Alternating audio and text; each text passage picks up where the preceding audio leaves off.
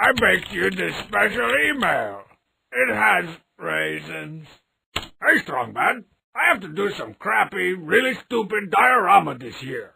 I want it to be bloody and gory, but it has to be middle school appropriate, or whatever.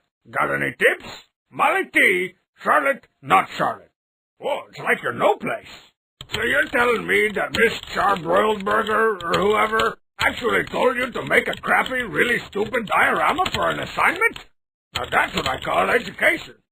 No sense in thinking about this one until you're on the bus on the way to school the morning it's due.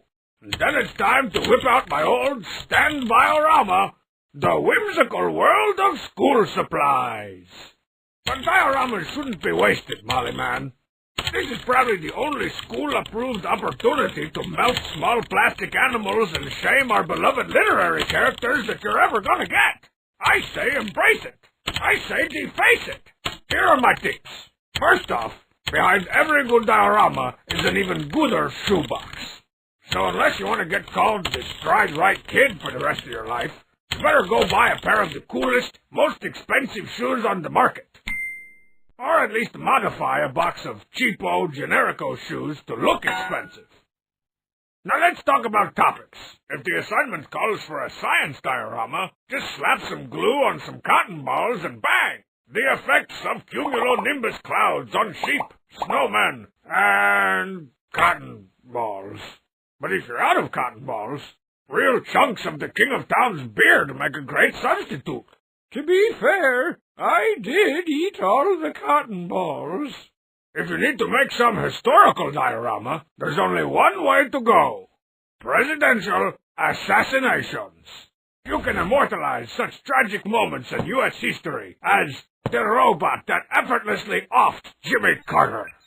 And if it's a book report diorama you're doing, the easiest way to get around reading an actual book is to make one up yourself. I can't tell you how many dioramas I got out of The King of Town's Adventures in Giant Cockroach Land, books 1 through 7. Though with the internet, it's probably easier for teachers to check your sources than in my day. To get away with that now, you'd also have to make a fake website for the book, and the author, and the publisher, and just to be safe, maybe go ahead and actually write the book. Man, it's gotten so hard to cheat these days. Finally, let me address your concerns about blood and gore. There's an easy loophole to exploit here, Molly. A little something I like to call the dinosaurs. No teacher can argue that an Allosaurus tearing apart its prey is bound to be pretty gruesome. And if that prey just happens to be the signers of the Treaty of Guadalupe Hidalgo, well, that's bound to be pretty messed up too. Oh man, that is too awesome. I gotta get in on that action. Yeah, take that, Nicholas Trist, representative for President James K. Polk. I'll teach you to mess with my Rio Grande and my Rio Bravo. Well, molybdenum, you think you got enough to go on? You're gonna die or ram their socks off. Now, if you'll excuse me, I have to go help that robot vaporize the old public functionary. Come on, Boltotron, hit him with the Buchanan! Pew, pew, pew, pew, pew.